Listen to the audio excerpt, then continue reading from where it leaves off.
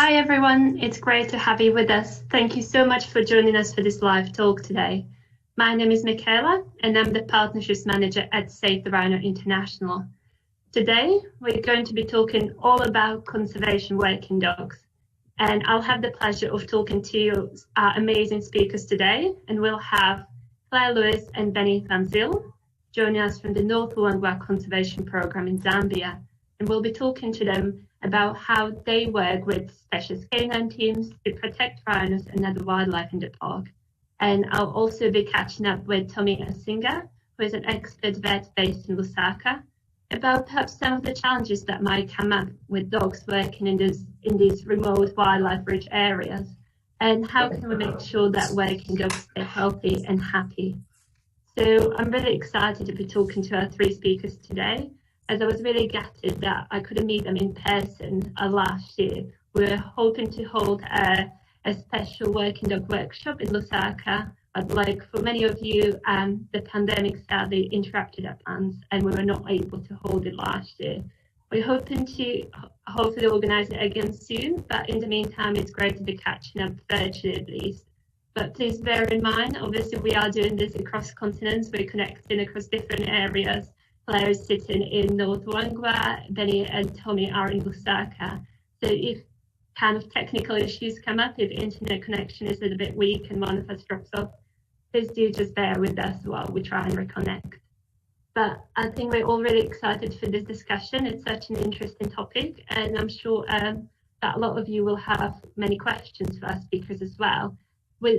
As always, we'd love to hear from you. So please do pop your comments or any questions on whichever platforms that you're watching on, whether that's Facebook or YouTube, and I will try to feed your questions to our speakers today so that you can be a part of our discussion today. So I think we're now ready to start, and I'd love to bring in our speakers. So firstly, I'd like to introduce Claire Lewis. Claire is project leader at the North Luangwa Conservation Programme in Zambia. Claire, hello, it's great to have you with us. So Claire, we've been working together Hi, thank you for having me. For a few years, and we've met a few times. And I know that you've been working in conservation in Africa for, I think, more than 13 years. And together with your husband, Atseya, and your three children, you live in this beautiful wildlife area in North Luangwa. And, you know, often we're jealous of, you know, your camp with elephants and rhinos coming into your window in the HQ, which is really funny, but really quite inspiring. So I wanted to ask, could you share with the audience today a little bit about your background and what kind of inspires you to dedicate your life and career to protecting the habitat and the wildlife in North Luangwa? Oh wow, okay, yeah. Thanks for having me. Yeah, I'm British born and bred, so came out here many years ago as just travelling, fell in love with the continent, and did a lot of backpacking around, travelling about, and not really finding anything substantial. And I'd done a Zyl degree, so anyway, ended up in South Luangwa and fell in love with this Luangwa Valley, which is just staggering in its beauty, in its wildness, and in its wilderness. And it is 100,000 square kilometres protected area landscape with one of the continent's most beautiful rivers running through it. And on either one or both sides of it is protected area, whether that's a forest or a game management area or a national park. And so North Luangwa is one of the parks on the banks of the Luangwa River. It's on its western bank, pretty much about 2/3 of the way, about a third of the way from the source, 2/3 of the way from the Luangwa's confluence with the Zambezi River. And yeah, it's a lot of it is floodplains and then heading up into the foothills and then the escarpment. And the majority of Zambia as a country is on the Central African Plateau.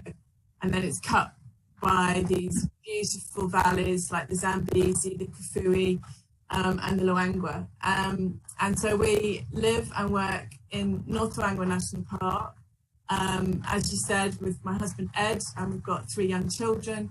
And we've been here now for this is 14, 15 years.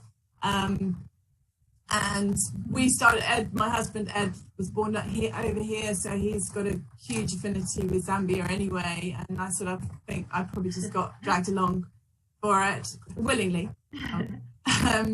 But yeah, it's hard not to fall in love with the place, and then particularly when you've got children, and you realise that you're protecting their future as much as iconic species, massive landscapes that just will disappear in our lifetimes if we're not careful, then yeah, it's not hard to be inspired every day and get up and do what you have to do to help it. Sounds really inspiring and really incredible to have, obviously, people like you to, you know, dedicate your life towards protecting that habitat and working with local communities. And it's great to see the success and the impact that you've achieved through the work, through the program. And I'm sure we'll touch on that a little bit more through the discussion as well. I'd just now love to bring in our second speaker, Benny van Zyl, who is the Specialist Canine Technical Advisor for the North Wangwa Conservation Programme. Benny, welcome. Thank you for joining us today. Thanks. Hi, Benny. So I think some people watching today might actually recognise you, might have met you at the London Marathon. You were one of our iconic rhino runners, I think for 2 years, wasn't it already, 2018 and 19? And you're also on the team again this year, which is incredible. But I think apart from obviously training for marathons and running up and down the airstrip in North Wangwa, you also lead the canine team there, which is incredible and which is what we're here to talk about. So I'd love to ask you to share with us a bit about your background. How did you start working with dogs, and how have you kind of transitioned to working with dogs in the conservation setting in Zambia? Okay, so I started straight out of high school. I started working for a private security company and got shipped off to the Middle East. Spent 8 years in the Middle East doing Department of Defense work for them. And then I came back to South Africa and I worked at a company called Birdbest. And they had a standing contract with Endangered Wildlife Trust, where we used to search airport companies for wildlife products that might come through there. And they started doing a trial in Zambia, and I think it was in 2015. And that's when I came in to do the trial with the EWT. And I went to the first workshop, or the second workshop you guys had in South Africa. And this is where I met Claire and everybody else. Yeah, and that was basically my start to conservation work. And then the job opened up in the Luangwa Valley, and I took it.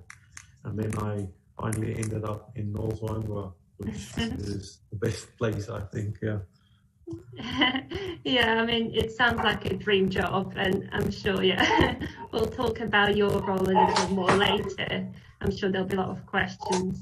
I'd now love to bring in our third speaker, Tommy Asinga, who is expert vet based at Loving Hands Vet Clinic in Lusaka. And you're over there now, Tommy. Thank you so much for joining us in the middle of your busy day and schedule.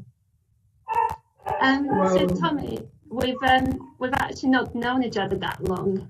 We met a few weeks ago when you kindly agreed to deliver a presentation that we've been doing for some of the canine teams that we work with, and you spoke about kind of delivering emergency care and first aid to dogs in the field, and that was really interesting.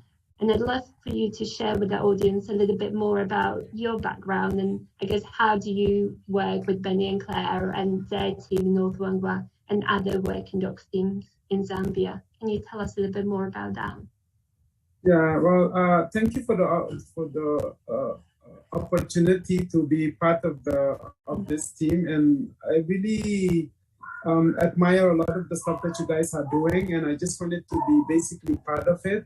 And technically, the way we work is that I'm based in Lusaka. So anytime there's kind of any issues with any of the dogs, usually I'm the one that they call, and to help with any kind of medical issue.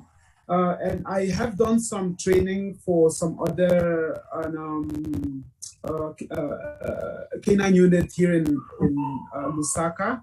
And basically, that's kind of like my background with them. I got a call from them one time because they had some kind of issue, and that's how I basically got involved. And so far, I really admire what they do. I love what they do, and I just enjoy being part of the team, quote unquote, even though I'm kind of a little bit outside, but I still feel part of it because I feel like they respect what I have to bring to the table, and many times they do follow what I tell them. So it's quite interesting and it's quite nice. So I just see where this journey will take us, and I just love being part of it. And it's quite excited. I've been doing veterinary medicine since 1998, and I worked in the US for about 15 years, just doing basically cat and dogs, basically. So I have quite a bit of experience. What I don't have a lot of experience is the specific things that is happening with the wildlife. So I'm trying to learn from them and learning as I go. And it's quite interesting the way things are taking us. And I just love what they're trying to do. Thank you, Tommy. It does, and it's great to have you with us today to be able to share your perspective from the veterinary side and the animal perspective as well. So thank you for joining us today. And I guess just to kick off our discussion and to introduce the topic to everyone that's watching today, I'd love to ask you, Claire, about, obviously we've seen an increasing trend in, using and deploying dogs in conservation settings, in, deploying them alongside anti-poaching operations. Could you perhaps share with our audience a bit more about how are dogs used in conservation? What is it about them that makes them well suited to support different operations? We've found people using canine units probably over the last 10 years or so in Africa. Kenya, I think, was one of the countries that the way in the conservation side of things, obviously drugs and airport dogs and explosives and all sorts of other things dogs have been used for internationally for years, but conservation work probably over the last 10 years or so. And I think probably the most obvious way that dogs could be used was with tracking. And people were using them for tracking poachers or away from fresh carcasses, things like that. And this is more interesting. We live in an area where there's tsetse fly. So that's in itself a dogs where the tsetse fly carries a disease called trypanosomiasis, which can kill a dog. So one diseases like biliary can be very debilitating. I'm sure Tommy will talk more about those sorts of things. But so we knew that tracking dogs through this type of terrain and also in this environment, it's extremely hot in the dry season, which are not good scent conditions for tracking. So we felt that there was a capability requirement for tracking, but it wouldn't be our primary requirement, and that detection would be a better way for us to go. So we ended up establishing a unit in 2014, 2015, started off with 2 dogs, which then moved up to 4 dogs, and now we're actually now at, then we got to 6 dogs, then you have to remind me, we're now to 5 dogs. We're retiring some, we're getting 4 more tomorrow. So yeah, expanded, but that's testament to success. Their incredible work ethic. What a dog can do in minutes would take many humans to do in hours. They are, they don't lie, they're non-corruptible. So yeah, they're hardworking, and we also work our dogs very much through our investigations and intelligence units. So we have the sort of traditional approach of anti-poaching and foot patrols over the area, but we also have a team of investigations officers and informer networks, and utilising dogs with operations. We're able to pinpoint traders and local buyers without compromising our officers in the same way as if we didn't have the dogs. And with that, they represent a huge deterrence with their ability. People, you know, there's not a mystical quality about what the dogs are capable of. And the dogs have proven themselves to be capable beyond just what they've been trained for as well. We've had to detect on items they're not even being trained on. So that's been really interesting. Yeah, it's really interesting just to kind of understand the breadth of work that dogs are able to help with alongside conservation, as you mentioned, from tracking to detection, but general deterrence as well, being on the ground, being in the villages and all of that, which is incredible. And I'd love to ask a little bit more about the dog's ability to, sniff out different things. And perhaps you, Tommy, from the kind of vet perspective, could you share with us a little bit, what is it about, dogs' amazing sense of smell that makes it different from our own as humans? Could you share a bit more about, about the dog's sense of smell? Why is it so good, and how can that be used? Well, I think what it is it's just amazing as how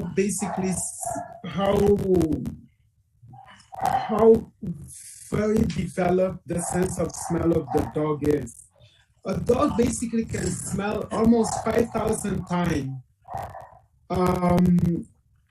How can I explain? Yes, so the ability to smell is about I would say 5,000 times better than drop of something, and basically hide it, put things on top, and the dog can still smell it. That's why they're so very good about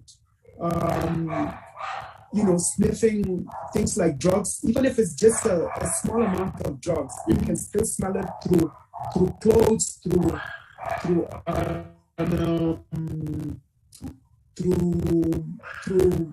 basically almost anything. It's very few things that they can really smell. I hope what I'm saying much better than ours, basically. And you can train them by letting them get the smell so that they can kind of memorize that smell. And no matter where they find the smell, they're able to point, depending on how they are trained, to let you know that they smell the things. Some dogs will sit, some will maybe give a bark, some will do something to let you know, hey, we smell something.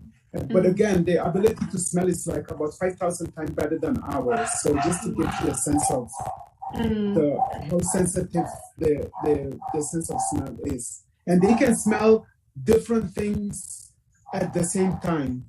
Meaning that you can have 5 or 6 different things in the same, and they can still detect either 1 or maybe 2 or 3 different things at the same time for you. That's quite incredible to understand. I think just the magnitude and how much better their sense of smell is. And as you said, that can be used in training quite a lot. So perhaps, Benny, you could share with us a bit more about how do you kind of use this knowledge of the canine olfactory and their amazing sense of smell in training? How do you train dogs to use that to detect different odors and things like that? Yeah, okay, so I just want to help Tommy on that one. So basic humans got about 5 million olfactory sensory neurons, where dogs got versus 220 million olfactory sensory neurons. And where a human has only 350 genes dedicated to smell, a dog's got about 1,000. So it makes them impressive sniffers. So what we do is any dog is basically imprinted on a salient odor, basically to show a change of behavior on a biological odor. What I mean by salient odor. What we do is train the dogs on, say, ivory, which is a biological odor, or rhino horn, and we just basically, the dog will show a change on it, and we just mark that behavior by giving the dog a reward. So we mark the behavior with a yes, and then work it up to indication, and then we give the dog a reward, and from there on, basically it just takes a lot of training, and then we use that for detection in the shop.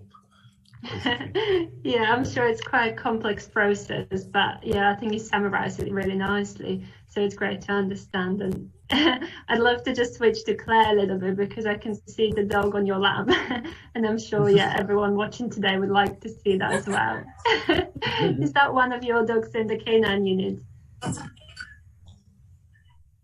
This is Sarah. This is Sarah Marie. And Sarah Marie is a Pit Bull Labrador cross.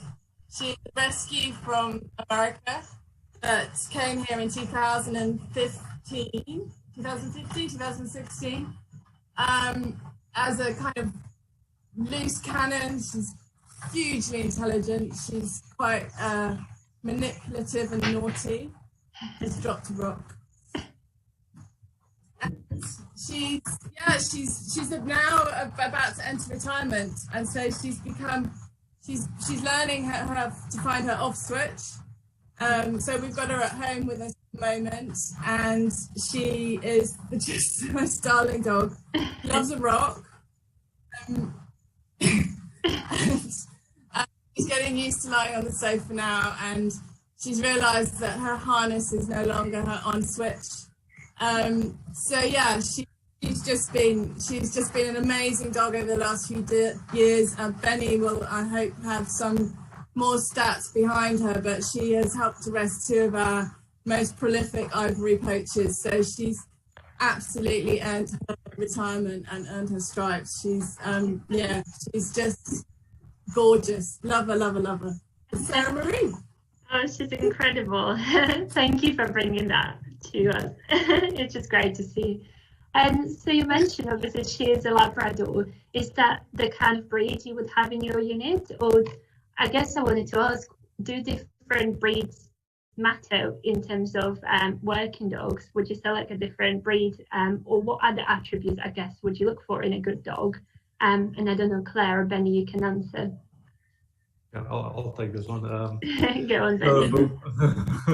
So what we look into in a dog is, first of all, the dog needs to be sound, meaning the dog must not be afraid of moving people, a lot of people. They need to be working, because anyway, they're working with a lot of people, so they have to be socialized and not afraid of lots of movements. See an elephant in the field and try to break free and run away, you know. Then as well, we are looking for a dog with exceptional high drive, prey drive, and we utilize that prey drive to chase a ball, and that ball will become the search and everything for that dog. It's basically as a human getting salary. So we work for the salary, so basically. And the dog will basically do anything for the toy. So is that kind of drive that you look for in the dog as well, in addition to everything else? Yes. That's quite interesting. And how long would that take for you to train a dog from the kind of initial stage when you get a dog to, you know, training them on different scents and the drive as well? How long is the process? Okay, so there's a couple of processes that's taking place at once in this training ability, because we start early in the dog's life, maybe from 6 to 8 weeks. We start drive development, where we teach the dog to chase a little rag, ball, and we work through all these facets. And then we chuck the toy into the grass maybe and teach to search for these toys. And this is where search drive or the search comes in. What we do from there is bring the dogs in if they have the exceptional drive, because you get some dogs that will fail in drive development. And this is not a thing you can teach a dog. A dog does have drive or it doesn't. You cannot teach a dog to have drive. It's in the genes, basically. So we utilize that drive to shape it to work for us, basically. And yeah, and then if we have a high drive dog and we bring the dog in, say, to one of our programs, I usually take about 8 weeks minimum for imprinting on specific target odors. And then from there on, we'll move through box training for odor recognition, box training, scent ball vehicles, buildings, and then we move on to operational training, which is out on the road, doing operational roadblocks, village sweeps, and so it takes a while. So minimum 8 weeks for a dog to be maybe prepared for operations, but we still training never stops. It's always constant training. Yeah, I imagine it's quite long and complex process, and as you said, it is important to maintain that training so it's not a finished process. It's something that's ongoing, and I think because it takes so much time and resource investment as well, it's important that the dogs kind of stay happy and healthy and kind of working as well. So perhaps I'd like to ask you, Tommy, from the vet perspective again, what are some of the challenges that dogs might face working in these wildlife-rich areas, and have a different environment that they'd be used to? I know we already talked about risk to different diseases. Could you share a bit more about the different risks that dogs might have in this environment? Yeah, absolutely. I think what happens is, of course, in cases where specifically, like Claire was saying, in North Luangwa, they have things like tsetse fly, where they can get diseases like trypanosoma. So basically, you have to be on top of that to be able to recognize those things really quickly. But the main thing always with any animal is always the basics, right? When you have dogs in that type of environment, you have to make sure, especially for the kind of work that they will be doing, you have to make sure that they're being fed properly. So they start first with the nutrition, because the healthier they are, the more likely they are to fight off diseases, because they always get exposed to diseases. So that's the first thing.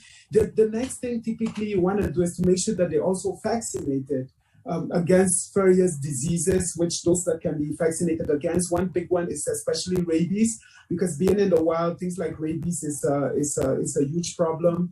The other things is also like basically deworming.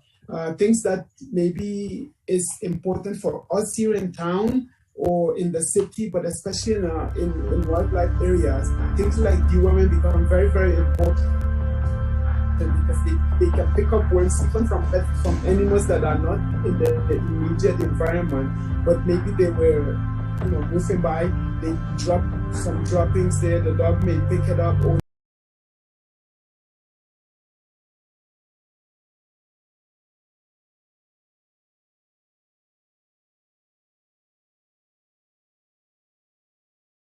the basic, the deworming, the feeding, the vaccination. Then we're talking about things like hazards. There's a lot of basically thorns, things like that. You have to be careful that as these dogs are moving, they can easily get injured. There are holes that they can, as they're running, maybe towards catching a poacher or something, they can always hurt their legs, or that's one thing. The other thing too is they can get overheated pretty easily because they don't sweat like you and I. So the way they kind of basically lower their body temperature are things like, they have to pant a lot. So therefore they need to allow for the dog to also get a chance to basically, as they are working, to allow for that to happen, so the dog can easily basically bring back their body temperature. Other things, they can also get bitten by wildlife as they are trying to basically do their work. Things like poacher, they have guns, they can shoot them. So there's a lot of things to basically take into consideration when you work with these pets. That's why, again, these guys, I think, in my opinion, are doing a really great job, because when it comes to the basic, like the food, they're feeding them the right food. They're always on top of making sure that they have their flea and tick medication. That's also another thing to worry about, things like flea and ticks. So basically, it's all about the basics and then be prepared for these other things. So there's a lot of hazards, and then depending on the area, like we were talking about tsetse, you have to be aware what is common there and try to basically be prepared for that. Yeah, that's really interesting. And as you say and highlight, it's really important to, observe the dog, know the dog, and, be able to take care of it. And I think this is where handlers come in, because it's not just dogs that are part of the unit, it's also handlers. So I'd like to ask about that, perhaps you, Benny, a little bit, just before we move on to the Q&A from the audience. Benny, can you tell us a little bit more about handlers and how they are part of the unit? What is their role with the dogs and all that? Yeah, okay, so handlers, they are basically the core of the unit with the dogs, obviously. But everything is based on all the training that the handlers receives. So just adding on to what Tommy is saying, our handlers is quite well trained in husbandry, which makes it more easier for us to work the rest of everything else. Like you said, a healthy pet or a healthy working dog is a healthy operation. And we had a vet class with Tommy in December, which was great. And we've learned a couple of things. Also, the handlers are the caretakers of the. They are just working the dogs, training the dogs, and it's them. The whole program is basically them. Without the handlers, we would struggle a lot. So yeah, sorry, Tommy.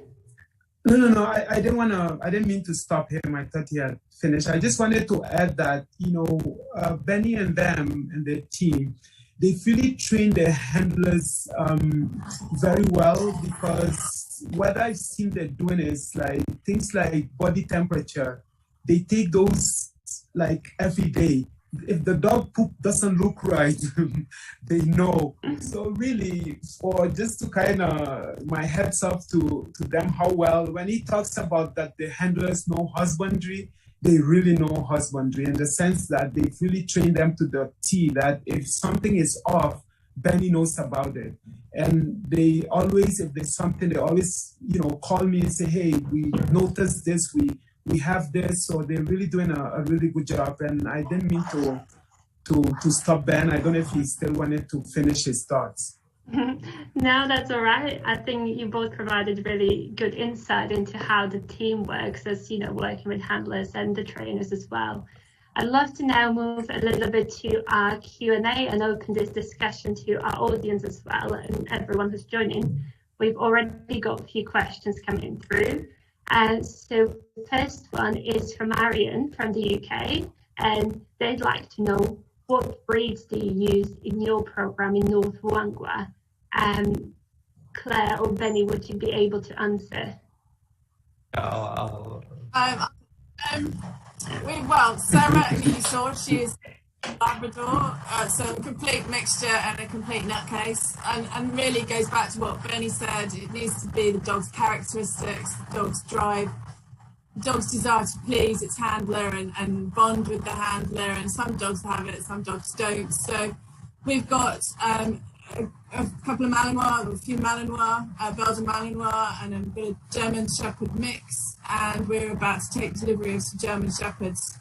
But yeah, there's no strong single. You often see, at the airports, Beagles and Spaniels, Springers.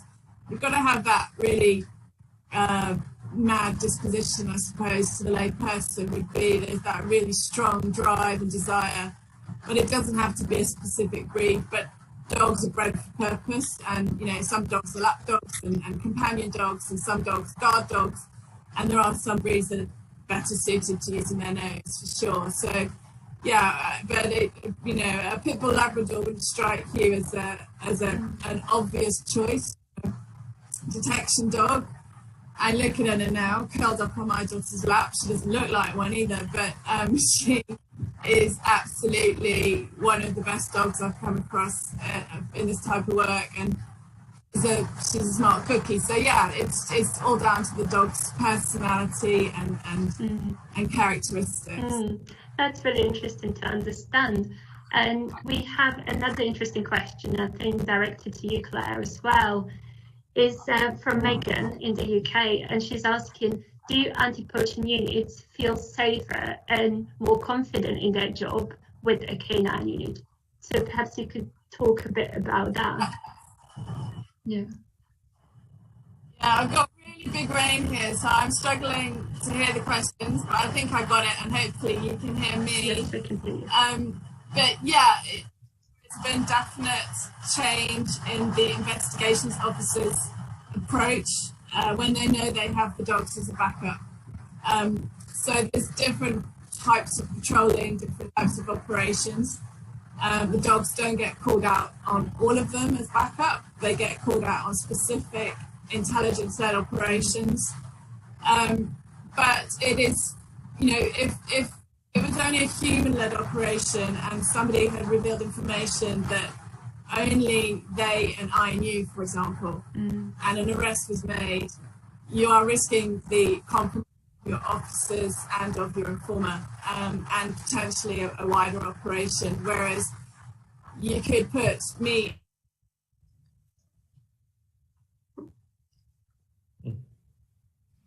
I think we lost Claire a little bit there. So I'll move on to the next question. Can I finish? Yeah, you can finish. Yeah, so go ahead. What I was about to say is, so in a human-led operation, you compromise your IU officers and your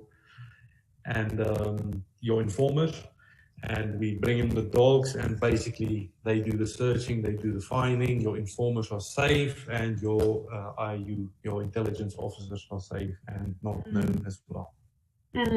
It's really interesting to understand about the integration of the different teams on the ground, and how do you support one another in the terms, anti-poaching unit providing safety to the canine team, and in the same way canine teams providing more effectiveness to the teams on the ground.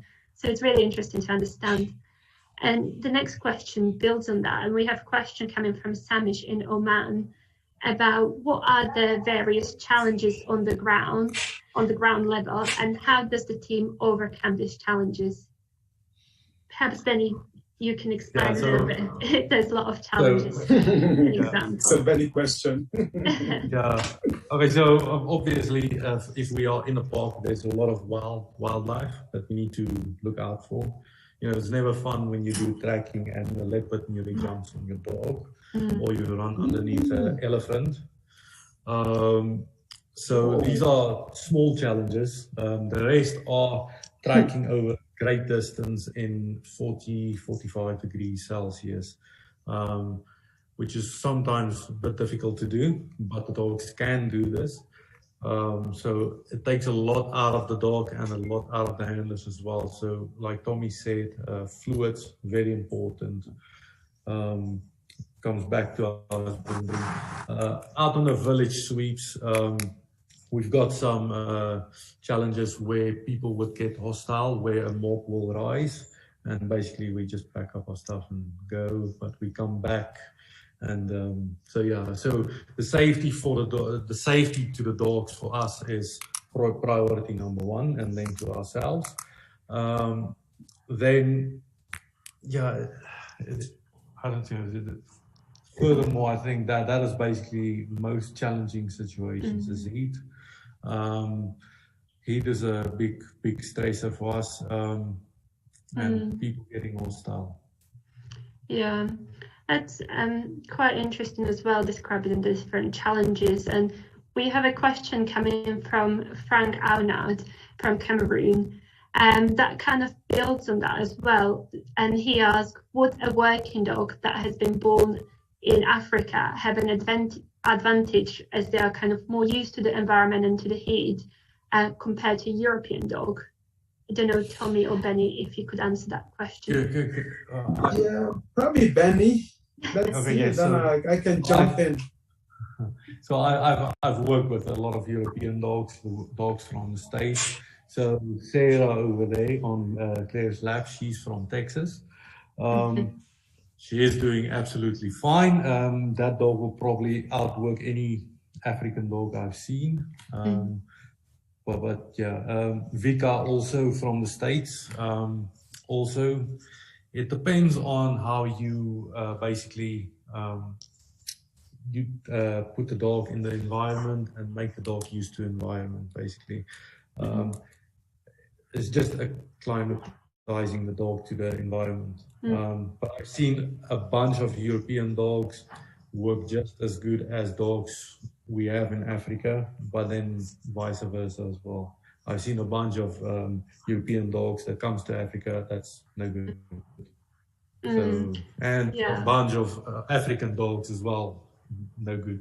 So it's quite individual, as you said, depends on the dog. And I think we have a nice question again from Danny from UK about what do the dogs do to kind of unwind and rest after a busy day? I don't know if you, Claire, could answer, or Benny, how do you help dogs relax after a busy day? What do they do? Okay, so what we do is we take the dog. We take the dogs for a short run, or we play with the dogs in the kennels. We socialize the dogs sometimes with each other if they allow us to. If they're not fighting, we've got a little pool area for them as well where they can sit in the water, relax. So yeah, it's a lot of just basically handler with dog, or us with the dogs, or even Claire and the children, they with the dogs as well, which is very nice for the dogs, basically. So there's a lot of interaction between everybody and the dogs, especially from our program, which helps in turn for operations. So they're used to a lot of people. So yeah, it helps.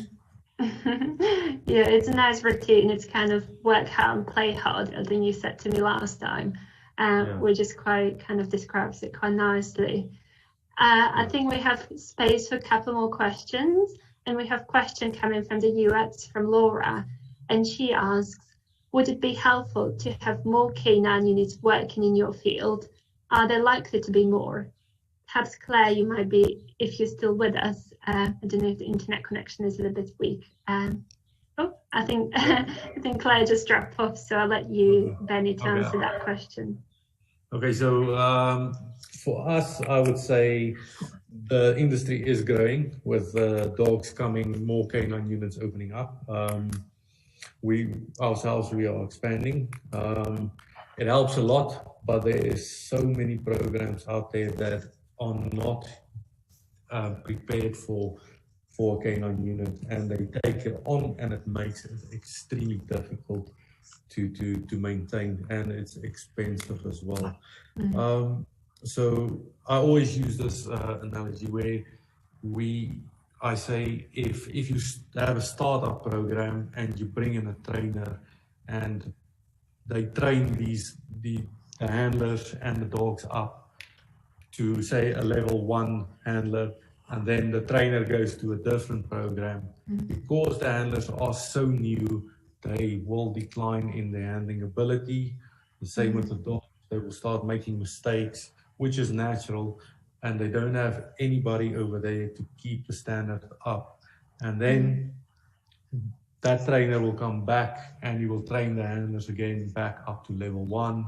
And usually these trainers are quite expensive to bring in, to only stay for 2 or 3 weeks, which they will only train the handlers up again to level 1, and the whole program will basically stay on level 1. They will not advance to more levels, and so it makes it difficult.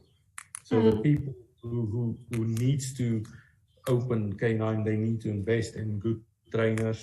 They need to invest in good dogs. If you buy a bad dog, you're gonna, at the end of the time, you're gonna waste your money. You're gonna waste your time.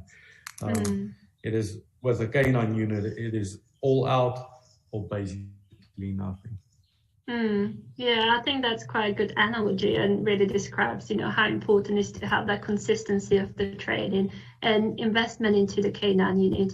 And I think we have one last question, which I think will be nice to wrap up on, and that is from Singapore, from Gauri, and they're asking, what does it take to be a handler?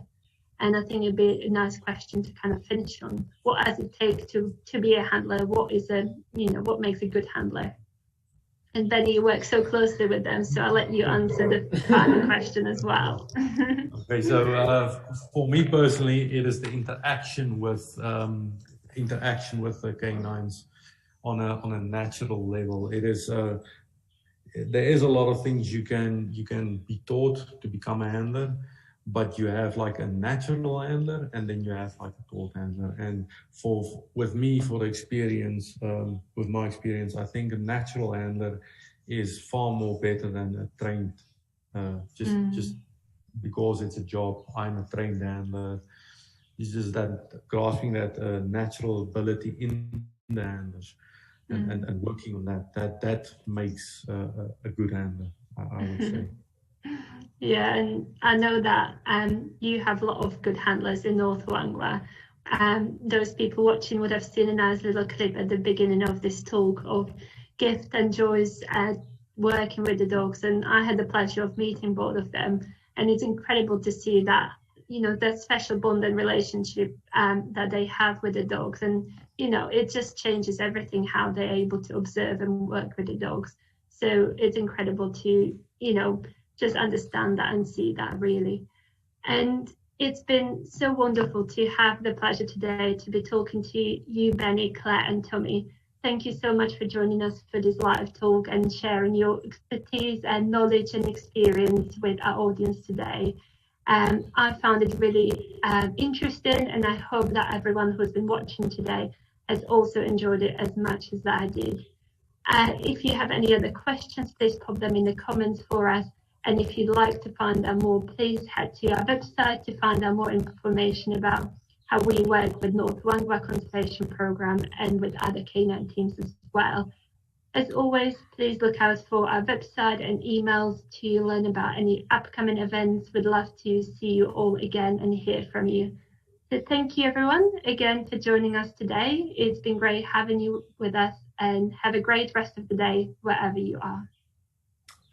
Thanks everyone. Thank you. Thanks. Bye. Bye.